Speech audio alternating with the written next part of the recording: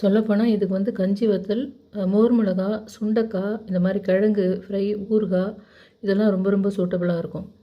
நல்லா ஊற வச்சு கழுவிட்டு அதை சின்ன உருளைக்கிழங்கா இருந்தால் அப்படியே நம்ம வைக்கலாம், ஆனால் தண்ணி இல்லாமே வைக்கலாம். ஆனால் இது உருளைக்கிழங்குக்காகவோ நான் இப்போ செய்கிற வறுத்தப்பருப்பு குழம்புக்காகவோ இதை காட்டலை. இது வந்து குக்கருக்குள்ளே ஒன்று மேலே ஒன்று எப்படி வைக்கிறதுன்றதுக்காக தான் இதை காட்டுறேன். இந்த பிளேட் இப்படி இருக்கும். இந்த பிளேட் மூழ்கிற அளவுக்கு தண்ணி ஊற்றிடணும். இதில் குக்கர் அடிச்சிடாமல் இருக்கிறதுக்கும் சரி, இல்லை சில சமயத்தில் பயங்கரமாக வெடிக்கிற மாதிரி ஒரு பெரிய இது வரும் பார்த்திங்களா, அந்த ஆபத்து ஏற்படாமல் இருக்கிறதுக்கும் சரி, இந்த கேஸ் கட்டை நம்ம நல்லாவே கழுவிட்டு போடணும். ஒரு நாள் இப்படியும் ஒரு நாள் மறுபடியும் எந்த பக்கம் திருப்பியும் போடுறது பெஸ்ட்டு. இதே மாதிரி நடுவில் வந்து ஏதாவது அடப்பு இருக்குதான்னு கொஞ்சம் ஊதிடலாம், இல்லைனா வந்து பின் வச்சு அப்பப்போ இது பண்ணிடலாம். வாஷ் பண்ணி இந்த இடம்லாம் வாஷ் பண்ணிட்டு இந்த வெயிட்டையும் வாஷ் பண்ணி தான் நம்ம போட்டால் தான் இந்த அடித்து விடுறதுன்றது விஷயம் இல்லாமல் இருக்கும். நான் இதில் வந்து செக்கு கடலை எண்ணெய் ஊற்றிட்டேன். இதில் நான் வந்து துவரம்பருப்பு நான் இது 2 டேஸ் கூட யூஸ் பண்ணிக்குவேன். அதனால் இப்போ கேஸ் பிரச்சனை இதெல்லாம் இருக்கிறதுனால இதை நேற்றுது இதெல்லாம் பார்க்க முடியாது. இன்றைக்கி இருக்கிற வேலை இதெல்லாம் பண்ணும்போது நம்மளுக்கு டைம் வந்து சேவ் ஆகணுன்றதுனால, அதனால் ஒரு நாளைக்கு இதை வந்து ரைஸ் கூட போட்டு சாப்பிட்டுட்டு, இன்னொரு நாளைக்கு நம்ம களி கூட, ராகி களி கூட இதை வச்சு சாப்பிட்டா, ராகி களிக்கு இது அவ்வளோ சூட்டபிளான ஒரு குழம்பு. இதை வறுத்த பருப்பு குழம்பு இல்லைனா கடைஞ்ச குழம்பு சொல்லியிருக்காங்க. ஏற்கனவே நான் போட்டிருக்கேன், ரெசிபி இதில் போட்டிருக்கேன். ஆனாலும் இன்றைக்கி நான் குக்கருக்குள்ளே ஒன்று மேலே ஒன்று வைக்கிற கான்செப்டுக்காக இதை மறுபடியும் காட்டுறேன். இது நல்லா மணமாக வறுக்கிற வரைக்கும் சிம்மில் வச்சு கைவிடாமல் இப்படி வறுக்கணும். மிளகும் காஞ்ச மிளகாவும் துவரம்பருப்பும் போட்டு கைவிடாமல் இப்படி வறுக்கணும். ஒரு மணமாக ஒரு லைட்டாக வறுபட்ட வாசனை வரும். அப்போ அடுப்பை நிறுத்திட்டு ஒரு 5 நிமிஷம் விட்டுட்டு அப்புறம் இதில் தண்ணி ஊற்றி இப்போ இதுக்குள்ளே வைக்கணும். ஒரு மாதிரி அது வாசனை மட்டும் இல்லை, கொஞ்சம் வெளிரிய நிறமாக மாறும். அதாவது ப்ரௌனாக மாறக்கூடாது. ப்ரௌன் வந்து அதுக்கு அடுத்த கட்டத்தில் நம்ம விட்டுட்டோம்னா அப்படி ஆகிடும். கைவிடாமல் இருக்கும்போது ஒரு நல்ல மணமாக மாறும். ஒன்றுமே ஒரு ஒயிட் கலராக, லைட்டாக ஒயிட் கலராக மாறும். அந்த சமயத்தில் அதை நிறுத்திடணும் டக்குன்னு. அதிகமாக வறுபட்டால் அது குழம்பு நல்லா இருக்காது. அவ்வளோதான், நான் நிறுத்திட்டேன். இப்போ இந்த சூட்லேயே இன்னும் கொஞ்சம் வறுபடும். எது குக்கர் உள்ள வைக்கிற விஷயமே, அது ரைஸாக இருக்கட்டும், இந்த மாதிரி பருப்பு வேக வைக்கிறதா இருந்தாலும், இதில் வந்து ஒரு தண்ணியினுடைய அளவு வந்து 1 இன்ச்சுக்கு அடியாக இருக்கணும். அதை சமமாக தண்ணி ஊற்றக்கூடாது. ரொம்ப இதுக்கு கிட்ட தண்ணி இருக்கக்கூடாது. அதுக்கு கீழே ஒரு இன்ச்சுக்கு கீழே தான் அந்த தண்ணி இருக்கணும். அதே மாதிரி நம்ம போட்டிருக்கிற அந்த பருப்பினுடைய அளவுக்கு 1க்கு 2 ஊற்றினாலும் அது அந்த அளவு 3/4 அளவுக்கு தான் வந்துருக்கணும். நம்ம 1க்கு 2 தண்ணி அதுக்கு ஊற்றியிருந்தாலும் இந்த பவுலில் 3/4 அளவுக்கு தான் அந்த தண்ணி வந்திருக்கணும். இப்படி ஃபுல்லாக அப்படி இருக்கக்கூடாது. அதுக்கேற்ற மாதிரி நம்ம அந்த பவுலுக்கு ஏற்ற மாதிரி அந்த பருப்பையோ அரிசியையோ போடணும். நான் தண்ணி ஊற்றிட்டேன். இது வந்து 1க்கு 2 தான்ன்றது இல்லை, 1க்கு 3 கூட ஊற்றிருப்பேன். கண்ணளவாக தான் ஊற்றினேன். இது மெஷர்லாம் நான் பண்ணல. ஏன்னா இது பருப்பு வந்து அப்படியே பருப்பாக இருக்கும். ஓரளவுக்கு அதிகமான தண்ணி தான் ஊற்றணும். இப்போ ரைஸ்னால் நம்ம கரெக்டாக அளந்து ஊற்றணும். இது வந்து கொஞ்சம் அதிகமாகவே ஊற்றலாம், எந்த குழம்பு சாம்பாருக்கு வச்சாலும் சரி, இல்லை இந்த மாதிரினாலும் சரி. ஆனால் இந்த மேலேருந்து இவ்வளோ தூரம் இருக்கணும். மேலேருந்து கொஞ்சம் 1 இன்ச்சுக்கு உங்களுக்கு கீழே தான் இருக்கணும் அது. ஆனாலும் இது 1க்கு 3 அளவுக்கு தண்ணி தான் நான் தண்ணி ஊற்றிருக்கேன். அப்படியெல்லாம் ஊற்றியே இந்த மேலே இவ்வளோ தூரத்துக்கு கீழே தான் அது இருக்கணும். அந்த மாதிரி இருந்தால் தான் அதை அடித்து விடாமல் இருக்கும். 2வது இது நல்லா வெந்திருக்கும். இப்போ நான் என்ன பண்ணுவேன், இதில் எடுத்து வச்சுருவேன். இந்த பிளேட் இல்லைன்னா கூட நீங்கள் நார்மல் பிளேட் கூட போடலாம். ஆனால் இதுதான் பெஸ்ட்டாக இருக்கும்னு தோணுது. ஹோலாக இருக்கணும், இல்லைன்னா கவுத்து போட்டு வைக்கலாம் அப்படின்னு தோணுது. நீங்கள் இடுக்கி இருந்ததுதானே அதுலேயும் பிடிச்சி இப்படி வைக்கலாம். இப்போ சூடு கிடையாது அவ்வளோவான்றதுனால நான் இப்படி துணியிலே பிடிச்சி வைக்கிறேன். இப்படி சூடாக இருக்கிற பாத்திரமாக இருந்தால் நம்ம இடுக்கியில் எடுத்து வைக்கலாம். ஆனால் என்னென்னா எல்லா பக்கமும் இந்த கேப் வந்து அப்படியே எக்ஸாக்டாக அளக்கணும்னு அவசியம் இல்லை. எல்லா பக்கமும் இந்த கேப் வந்து ஓரளவுக்கு ஈவனாக இருக்கிற மாதிரி இருக்கணும். அதே மாதிரி அந்த நம்ம வச்சுருக்கிற பிளேட்டு சென்டர் பார்ட்டாக இருக்கணும் கீழே. அதே மாதிரி இது மேலே வந்து எல்லா பக்கமும் ஒரு ஈவனான கேப் இருக்கணும். ஏன்னா இந்த மோஸ்ட்லி அடித்து வேஸ்ட்டாக போகாமல் இருக்கிறதுக்கு தான் அது சொல்கிறது. இதுக்கு மேலே இப்போ இதுக்கு லெவலான ஒரு பிளேட்டை மூடிடணும். இப்போ நம்ம இது சூடு இல்லைன்றதுனால நான் துணியில் பிடிச்சி வச்சேன். இப்போ இந்த மாதிரின்னா நம்ம எப்படி தெரியுங்களா, இது வந்து இந்த மடிப்பு வருது இல்லைங்களா, அதனால் இது வந்து வெளிப்பக்கம் இருக்கணும். அந்த வளைஞ்சி இருக்கிறது இது வந்து உள்பக்கம் இருக்கணும். அந்த மாதிரி வச்சு நம்ம இதை இப்படி வச்சு இப்படி பிடிச்சும் சூடாக இருந்ததுன்னா இப்படி கெட்டியாக அழுத்தி பிடிச்சி கிளாம்ப் மாதிரி இப்படி எடுத்து இப்படி வைக்கலாம். இந்த இது வந்து எப்போவுமே இந்த மாதிரி வளைஞ்ச பாத்திரமாக இருந்ததுன்னா அதுக்காக தான் அந்த வளைச்சலாக கொடுத்துருக்கோம். இந்த இது வந்து உள்பக்கம் வரணும்.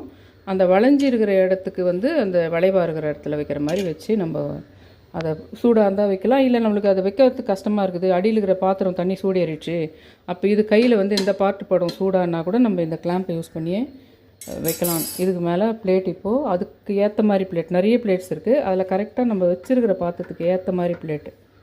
இதுக்கு வந்து இது கரெக்டாக இதுக்கு ஏற்ற மாதிரி இருக்குது பிளேட்டு. இதுக்கு உள்ளே இருக்கக்கூடாது, அதுக்கு சமமாக இருக்கணும். ஆனால் இந்த சைடில் கேப் இருக்கணும். அந்த இதுக்கு ஏற்ற மாதிரி பிளேட்டும் போடணும்னு வச்சுக்கோங்களேன். இப்போ நான் இது மேலே இது வைக்கலான்னு பார்க்குறேன், இப்படி வைக்கலான்னு பார்க்குறேன் அந்த உருளைக்கிழங்கை. ஆனால் இப்போ என்னன்னா இந்த பாத்திரத்தில் நான் வச்சா அநேகமாக இது வந்து இடிக்கும் போல். இடிக்கும்னா அது வந்து சரியாக வந்து இது பண்ணாமல் அடித்து விடுறதுக்கோ அதுக்கோ சான்ஸ் இருக்குது. இடிக்காமல் இருக்கணும். அதனால் இப்போ நான் இதை விட ஹைட் குறைவான பாத்திரம் எதனா என்கிட்ட இருக்கான்னு பார்த்து அதில் வைக்கலாம். இல்லைன்னா அந்த பிளேட் மேலேயே கூட இதெல்லாம் நான் எடுத்து வச்சிடலாம். அப்படி இல்லைன்னா இந்த பிளேட் மேலேயே கூட நான் எல்லாத்தையும் இப்படி எடுத்து கூட வச்சிடலான்னு வச்சுக்கோங்களேன். இது மொத்தத்தையும் எனக்கு வந்து அதுக்கேற்ற மாதிரி ஒரு ஹைட் கம்மியான பாத்திரம் இல்லைன்ற பட்சத்தில் இப்படி இது சின்ன உருளைக்கிழங்கா இருக்குது, இல்லைன்னா பெரிய உருளைக்கிழங்கா இருந்தால் கட் பண்ணிவிட்டு இது வைக்கணும். இதுக்கு தண்ணி ஊற்றி வைக்கணும்னு அவசியம் கிடையாது. கிழங்கா இருக்கட்டும், நைட்டில் ஊற வச்ச ராஜ்மா மாதிரி இதெல்லாம் 5 மணி நேரம் ஊற வச்ச பருப்புகளாக இருந்தால் கூட அந்த பருப்பாக இருந்தால் இப்படி வைக்க முடியாது. நம்ம அதுக்கு ஒரு மாதிரி டிஃபன் மாதிரி ஒரு தின்னான ஒரு இதில் வச்சு அதுக்கும் தண்ணி ஊற்ற தேவையில்லை, ஊறி இருக்கணும். ஆனால் தண்ணியை வடிச்சிட்டு அப்படி வைக்கலாம். இப்போ நான் இப்படியே கூட வைக்கலாம். அதை இதுக்கு நான் ஒரு பவுல் வச்சு தான் வைக்கணும்னு அவசியம் இல்லை. என்கிட்ட இதை விட ஹைட் கம்மியான பாத்திரம் இருந்திருந்தால் அதை நான் இதை வைக்கலாம். உங்களுக்கு இதை வைக்கிறதுக்காக காட்டுறேன். இருக்குது என்கிட்ட இதை விட ஹைட் கம்மியான ஒரே 1 இன்ச் உயரத்தில் கூட இருக்குது. நம்ம குக்கருக்கான வர்ற இதுலேயே வரும், குக்கருக்குள்ளே வைக்கிற பாத்திரங்களே வருது அந்த மாதிரி ஹைட் கம்மியான பாத்திரம். ஆனாலும் இப்படியும் வைக்கலான்றதுக்காக நான் இதை இப்படி காட்டுறேன்.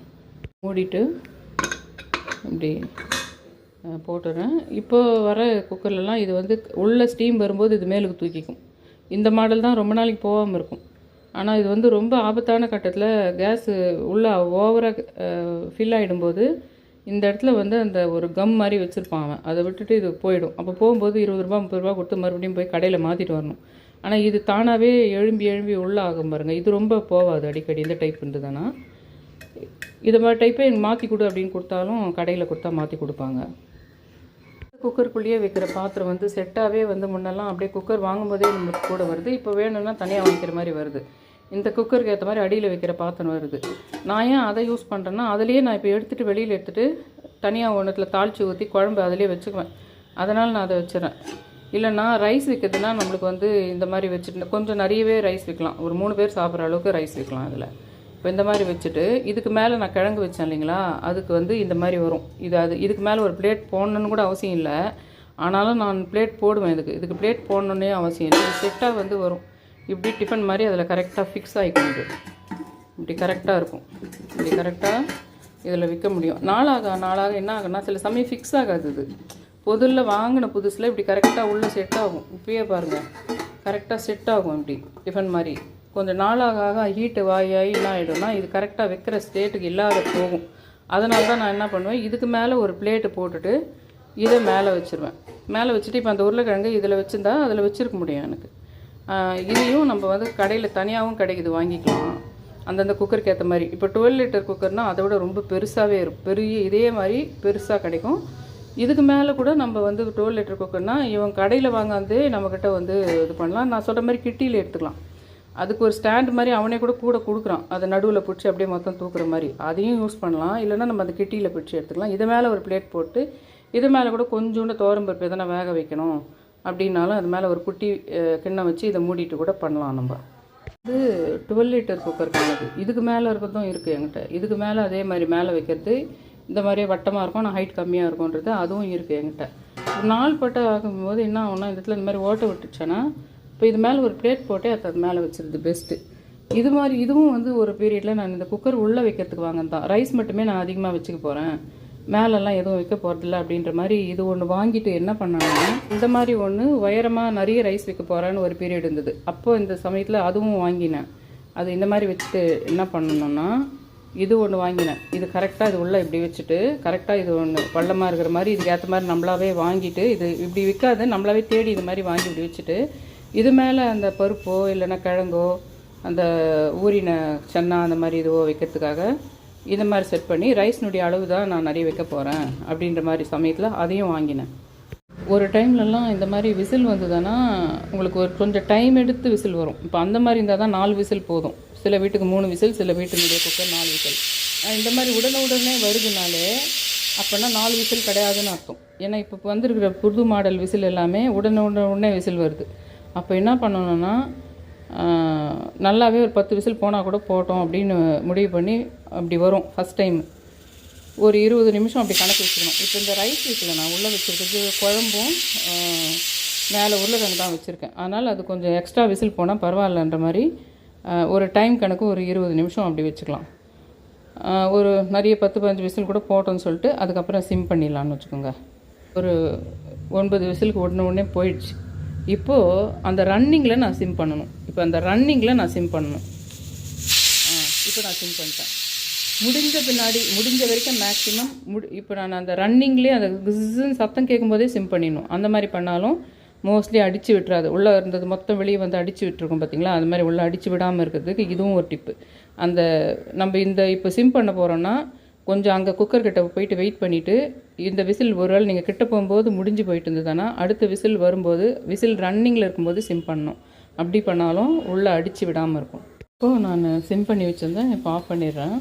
தான் எடுக்கணும். உடனே நம்ம இப்படியே ஓப்பன் பண்ணிடக்கூடாது. சும்மா இப்படி எடுத்து விட்டு அந்த ரிலீஸ் பண்ணோம்னா அது வேகாது. இப்போ தான் ஆஃப் பண்ண பின்னாடியும் அது வேகுது. அதனால் நம்ம இதை ரிலீஸ் பண்ணி சீக்கிரமாக எடுக்கணும்னு பார்க்கக்கூடாது. ஒரு 5 நிமிஷம் பொறுமையாக இருந்து அந்த சத்தம்லாம் நின்று போயிடும். அப்போது வெயிட் எடுத்துகிட்டு அதுக்கப்புறமா இதை ஓப்பன் பண்ணணும். இது ஒரு எலுமிச்சம்பழத்துக்கும் கொஞ்சம் கம்மியான அளவு புளி எடுத்து இதை வந்து நம்ம வாஷ் பண்ணிவிட்டு இதில் இருக்கிற இந்த இதெல்லாம் நாரெல்லாம் எடுத்துடணும். இதில் கொஞ்சம் இதுதான் இருக்கும். ஏன் வாஷ் பண்ணோன்னா இது புளின்றதே வந்து மண்ணில் தான் கொஞ்சம் அழுக்கான இடத்துல தான் கீழே விழுமே. அதை அப்படியே தான் பேக் பண்ணி கொடுப்பாங்க நமக்கு எங்கே போனாலுமே. அதனால் இப்படி வந்து கொஞ்சம் நம்ம இப்படி வாஷ் பண்ணிவிட்டு அதுக்கப்புறமா அந்த தண்ணியை ஊற்றிட்டு இந்த நாரையும் எடுத்துகிட்டு அப்புறம் நம்ம அதை குக்கர்லேருந்து எடுப்போம் இல்லைங்களா, சுட இருக்கும் இல்லைங்களா பருப்பு, அது சூடாக இருக்கும்போதே அதில் உள்ளே வச்சு அழுத்தி விட்டுடணும். அதை நம்ம நான் ஒரு 100 கிராமுக்கும் கம்மியாக இருக்கும். ஒரு சின்ன டம்ளரில் ஒரு பாதி அளவு தான் ரைஸ் எடுத்துருக்குறேன். ஹஸ்பண்டுக்கு மட்டும் இது டைரெக்டாக வைக்க போகிறேன். டைரெக்டாக வச்சாலே நீங்கள் 1க்கு 2 தண்ணியை 1க்கு 2.5 ஊற்றணும். நீங்கள் குக்கர் இதுலேயே சாதாரண அடுப்புலேயே வச்சாலும் சரி. இல்லை நீங்கள் இந்த மாதிரி இண்டக்ஷன் ஸ்டவ்வில் வைக்க போகிறீங்கன்னா 1க்கு 3 தண்ணி ஊற்ற வேண்டியிருக்கும். இந்த மாதிரி டைரெக்டாக வச்சாலே அதிகமாக தான் ஊற்றணும். அதே மாதிரி இண்டக்ஷன் ஸ்டவ்வில் வைக்கிறனாலும் 1க்கு 3 அளவு தண்ணியே ஊற்றணும். அந்த மாதிரி ஒரு பவுலுக்குள்ளே வச்சு நம்ம மெஷர்மெண்ட் பண்ணி ஊற்றுறோன்னா அப்போ நீங்கள் வேணால் 1க்கு 2 இல்லை 1க்கு 1.5 ஊற்றலாம். அடியில் பிளேட் வச்சு பண்ணலாம். இதை டைரெக்டாக வச்சாலே கொஞ்சம் கூட தான் தண்ணி ஊற்றணும்னு வச்சுக்கோங்க. நான் 1க்கு 3 தண்ணி ஊற்றிருக்கேன். ஸோ இதை வந்து இதுலேயும் அது மாதிரி நம்ம வந்து இது இந்த இடம் அடப்பு இல்லாத மாதிரி ஊதிடணும். இல்லைனா பின் வச்சு இது பண்ணிடணும். நல்லா வாஷ் பண்ணிடணும் அந்த சென்டர் பார்ட்டை ஊதிட்டு அதுக்கப்புறம் வந்து நீங்கள் இப்படியே விசில் போட்டு கூட வைக்கலாம். அந்த அடுப்பில் வைக்கிறது 5 லிட்டர் 12 லிட்டர் குக்கர்னால் தான் விசில் வந்த பின்னாடி தான் அந்த ஸ்டீம் வரும்போது தான் போடணுன்றது. இல்லைன்னா இப்படி போட்டுடலாம். ஆன் பண்ண உடனே இப்படி வரும், அதுக்கப்புறம் இப்படி வரும். அதுக்கப்புறம் இதை பட்டன் நம்ம ப்ரெஸ் பண்ணும்போது 1400 காட்டும். இது வந்து 1400. இது கம்மியாக கூட இருக்கலாம் மற்ற இண்டக்ஷன். ஆனால் நம்ம இந்த ஸ்டேஜுக்கு 1400 காட்டும்போது இந்த டவுனில் ப்ரெஸ் பண்ணிக்கிட்டே வரணும். 100க்கு 1 2 3 4 100க்கு மேலே குறையில 100ல் வச்சுட்டு அதுக்கப்புறம் இது குக்கர் மோடில் தான் இருக்கும். ஆட்டோமேட்டிக்காகவே இது நம்ம அங்கே ஆன் பண்ணாலே இது குக்கர் மோடில் தான் வரும். இதுக்கு பக்கத்தில் உங்களுக்கு வந்து விசில் ப்ரீசெட்டுன்னு இருக்கும். அதை 3 டைம்ஸ் இப்போ எனக்கு வந்து 3 வச்சு பார்த்துட்டேன். இப்போ மற்றவங்க வீட்டில் இருக்கிற குக்கரோ அது இண்டக்ஷன் ஸ்டவ்னுடைய இதுவோ மாற்றனா அது 4 வச்சா தான் உங்களுக்கு கரெக்டாக வெந்திருக்கலாம். ஃபஸ்ட் டைம் நீங்கள் வச்சு பார்க்கும்போது தெரிஞ்சுக்கலாம். 4 விசில் வச்சா தான் உங்களுக்கு ரைஸ் கரெக்டாக வெந்திருக்குதா இல்லை 3 விசில் வச்சா வெந்திருக்குதா அந்த ஃபஸ்ட் டைம் பார்க்கும்போது தெரிஞ்சுக்கலாம். எனக்கு வந்து 3 வச்சா கரெக்டாக இருக்குது. நான் 3 வச்சுருக்கேன். இப்போ என்ன ஆகும்னா நியாயமாக பார்த்தா ஃபஸ்ட்டு விசில் இது வரும்போதே இது 2க்கு போகணும். அப்படி போகாது. நேற்று பொங்கல் செய்யும்போதே காட்டியிருந்தேன் உங்களுக்கு. இந்த ஃபஸ்ட்டு 2க்கு போகிற வரைக்கும் நிறைய விசில் வரும். ஒன்று வரும். நிறைய விசில் டக்குன்னு வரும். இந்த இடத்துல லிக்யூடு வந்துகிட்டே இருக்கும். அப்புறம் அந்த லிக்யூடெல்லாம் காய ஆரம்பிக்கும். உள்ளே இருக்கிற லிக்யூட் குறைய ஆரம்பிக்கும். அந்த சமயத்தில் விசில் என்ன ஆகும்னா கரெக்டாக 2க்கு போய் 3க்கு போயிடும். 2வது விசில் வந்தவுடனே இங்கே 2க்கு போயிடும். அதுக்கு அடுத்த விசில் வரும்போது இங்கே கரெக்டாக 1க்கு போயிட்டு இதுக்கு போயிடும். ஃபஸ்ட்டு நிறைய விசில் வரும். அதே கணக்கு தான் இப்போ நான் சொல்கிறேன் அந்த குழம்புக்கு சொல்கிற மெத்தடு கூட. நிறைய விசில் வந்துடுது அப்படின்னாவே அது வந்து ஒரு விசில்ன்றது கணக்கு இல்லை. இதுக்கு ஒரு எக்ஸாம்பிள் ஒன்று சொல்கிறேன். அதாவது இந்த விசிலை வச்சு நான் உங்களுக்கு ஒரு சூப்பரான விஷயம் சொல்கிறேன். வைக்கும்போதே உடனே விசில் வருது இல்லைங்களா? அந்த விசில் என்ன மாதிரி கணக்குன்னா, நிறைய பேர் நம்மக்கிட்ட ரொம்ப அன்பாக இருக்கிற மாதிரி அஃபெக்ஷனாக இருக்கிற மாதிரி நடிப்பாங்க. ஆனால் அது உண்மையிலே அது அன்பு கிடையாது. அதனால் அதை வந்து விசில் அந்த ஃபஸ்ட்டு விசில் வந்து சும்மா கடகடன்னு போகுதுன்னாவே அது உண்மையான விசில் இல்லைன்னு அர்த்தம். அதுக்கப்புறம் அது கொஞ்சம் நேரம் கழித்து கொஞ்சம் கேப் விட்டு கொஞ்சம் வரும், அதுதான் உண்மையான விசில்னு அர்த்தம். பாருங்க, இப்போது ஒரு விசில் வந்தது. நியாயமாக இது 2க்கு போயிருக்கணும்ல, போகாது. ஏன்னா அது லிக்யூடு இருக்குது. அந்த லிக்யூடு குறையிற வரைக்கும் அது ஃபஸ்ட்டு விசில்லே இன்னும் முடியலன்ற கணக்கில் வச்சுக்குது. இப்போவும் ஒரு லிக்யூடு வெளியில் வருது பாருங்கள். இப்போவும் அது 2க்கு போகலை அப்படின்னா ஃபஸ்ட்டு விசில் இன்னும் கம்ப்ளீட் ஆகலைன்னு அர்த்தம். இந்த விசில் கவுண்டிங் கணக்கு கிடையாது. உடனே வரும். இதே தான் நம்ம கேஸ் அடுப்பில் வச்சாலும் பெரிய குக்கரில் வச்சாலும் உடனே வந்தாலே அது ஒரு விசிலாக கணக்கு பண்ண முடியாதுன்றது தான். எப்போ இது கரெக்டாக குறைய ஆரம்பிக்குதுன்றதையும் காட்டுறேன் பாருங்கள் உங்களுக்கு. நான் கம்ப்ளீட் லிக்யூடு குறையும் போது ஒரு விசிலாக கணக்கு பண்ணிக்குது. அதுக்கப்புறமா வர விசிலில் 2, 1ன்னு போகும். அது நான் என்ன பண்ணியிருக்கேன், இதில் வந்து ஒரு குழிக்கரண்டி அளவுக்கு எண்ணெய் சத்து கடலை எண்ணெய் ஊற்றிருக்கேன். இதில் அடியில் கடுகும் சீரகம் இருக்குது. இவ்வளோ பூண்டு தோல் உரித்து வச்சுருக்கேன். இது வந்து தாளிப்பு வடகம்னு ஒன்று இருக்குது பார்த்தீங்களா, அதுக்கு ஈக்குவலாக இது போகிறது. ரொம்ப இந்த மாதிரி குழம்பு, கீரை மசியல், நான்வெஜ் அதுக்கெல்லாம் அந்த தாளிப்பு வடகம் ரொம்ப சூப்பராக இருக்கும். அது செட்டிநாடு டைப்பு சமையல் மெத்தட் இது.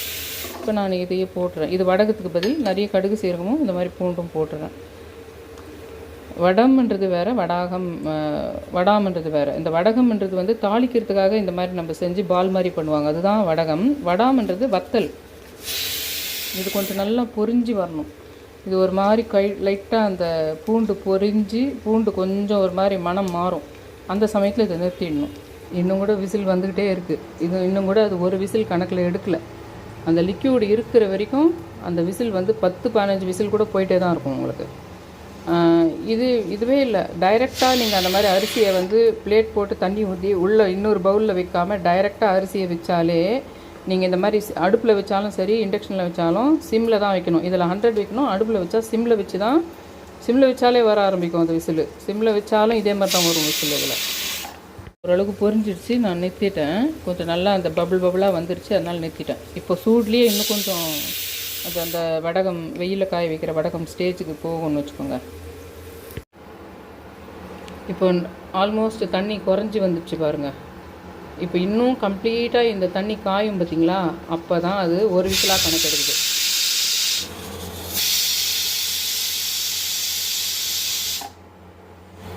ரெண்டுக்கு வந்துடுச்சு பாருங்கள். இப்போ இந்த விசில் மறுபடியும் 1க்கு வந்துடும் பாருங்கள். 1க்கு வந்துடுச்சு பாருங்கள். ஏன்னா இங்கே கம்ப்ளீட்டாக ஈரம் காஞ்சி கம்ப்ளீட் இது காஞ்சிச்சு. அதுக்கப்புறம் தான் அது கரெக்டாக மெஷர் பண்ணுது. ஒவ்வொரு விசிலையுமே டவுன் பண்ணின்னு வருது. இப்போ அடுத்தது ஆஃப் ஆகிடும்.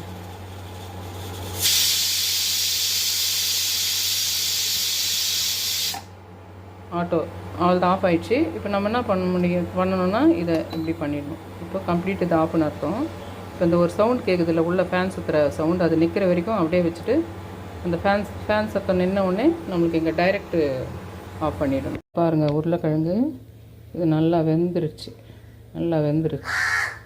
இப்போ நான் வந்து என்ன பண்ணுவேன், ஒரு பிளேட்டில் எடுத்து கொஞ்சம் ஆறின பின்னாடி இப்படியே எடுக்கலாம், ஒன்றா எடுக்கலாம். என்னென்னா இப்படி ஒரு பவுலில் நான் வச்சுருந்தேன்னா அந்த பவுலில் அந்த கிட்டி போட்டு எடுத்துருக்கலாம்னு வச்சுக்கோங்க. நான் அதை எடுத்து போய் பூஜை ரூமில் ஃபேன் போட்டு அங்கே வச்சுட்டேன். அந்த உருளைக்கிழங்கை இது தண்ணி இருக்கும் மேலே, அதை வந்து அது உருளைக்கிழங்கு ஸ்மெல்லோடு இருக்கும். அதனால் அது சைடில் அப்படி இது பண்ணிடணும், வெளிப்பக்கம் போயிடும். அப்போ தான் ரைஸை அநேகமாக நம்ம கீழே ரைஸ் வச்சுருந்தோன்னு வச்சுக்கோங்க, அந்த ரைஸில் அந்த தண்ணி போகக்கூடாதுல்ல, அதனால் அப்படி சைடில் ஊற்றிடணும். இப்போ நான் இந்த கிளாம்ப் பொதுவாக நான் கிளாம்ப் யூஸ் பண்ணுறதில்ல, இப்படியே தான் அந்த துணியை பிடிச்சி எடுத்துறேன்னு வச்சுக்கோங்க. ரொம்ப பாத்திரம் கொஞ்சம் இடுக்காக இருந்ததுன்னா அப்போ நம்ம கிளாம்ப் வச்சு தான் தூக்கணும். நான் இதை வாஷ் பண்ணேன், சும்மா ஒரே ஒரு முறை வாஷ் பண்ணேன். அது 2-3 நாள் தான் இருக்கும். அதை எடுத்துகிட்டு இப்போ இந்த ஹீட்டு நல்ல சூடு இருக்கும்போதே நம்ம குக்கர்லேருந்து அந்த இது ரிலீஸ் ஆன உடனே நம்ம எடுத்துடணும்.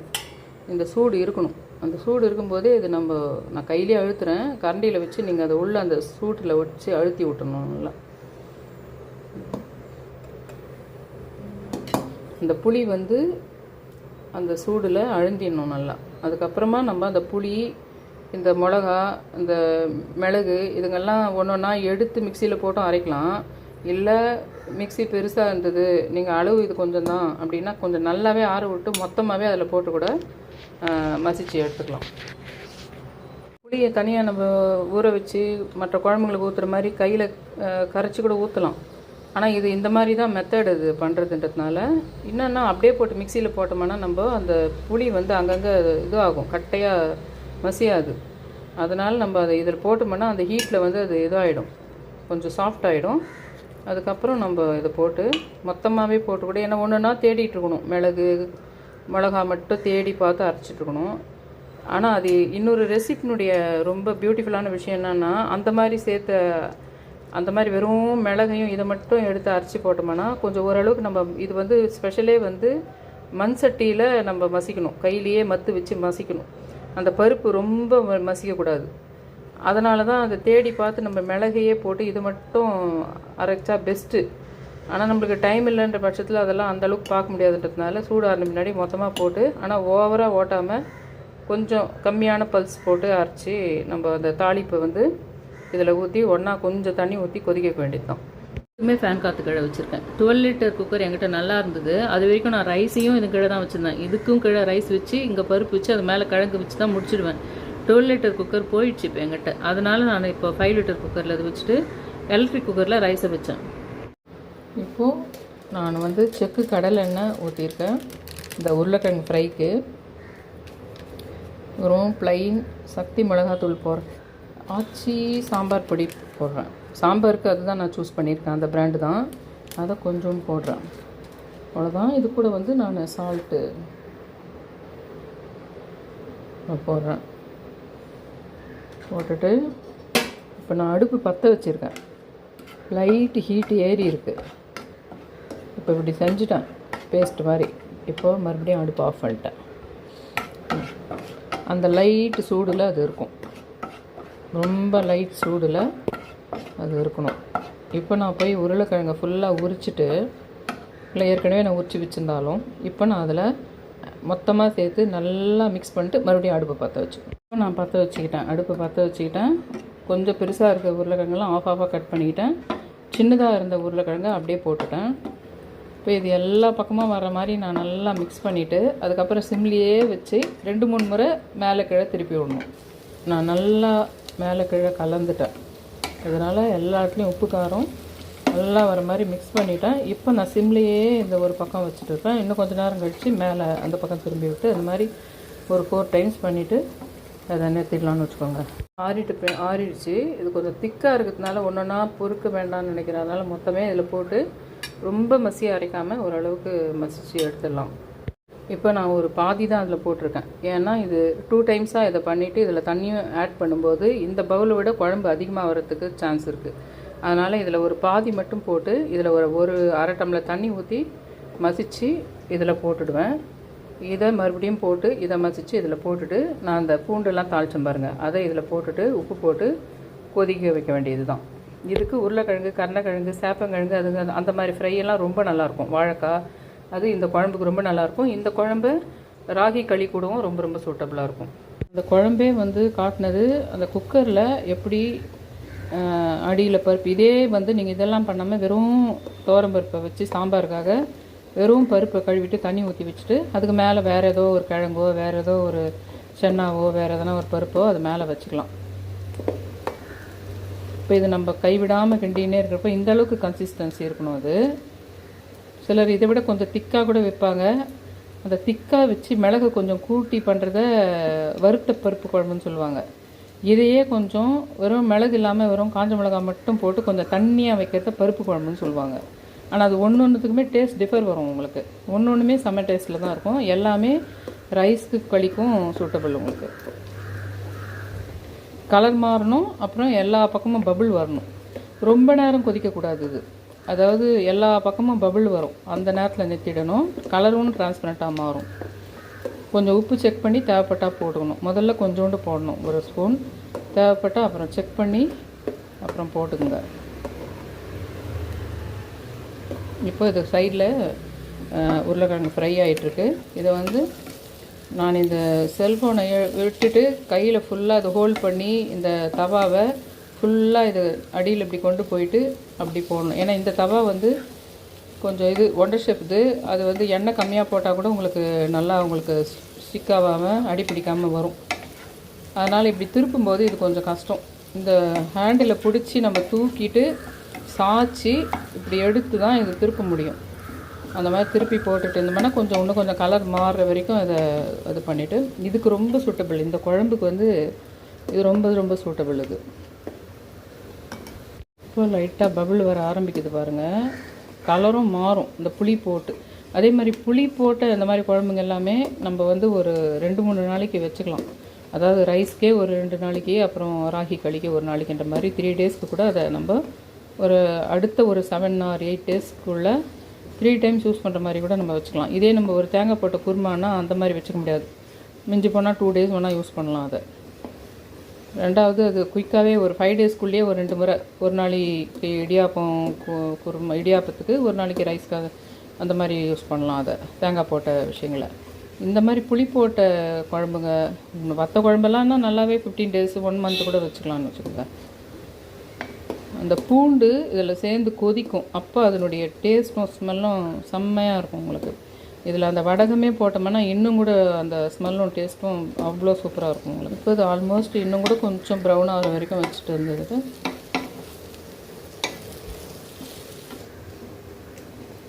அடி பிடிச்சிடும்.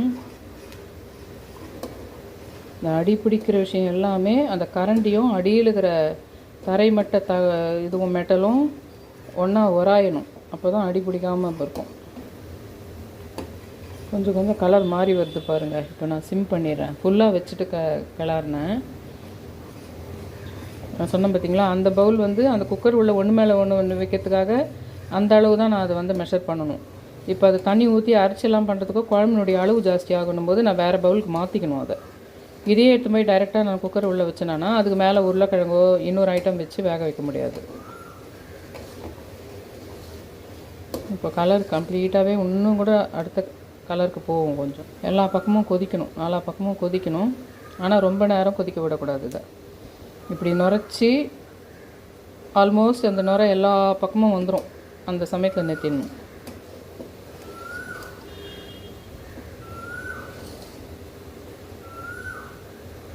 அக்கக்கு எனும் கீதம் போதும்.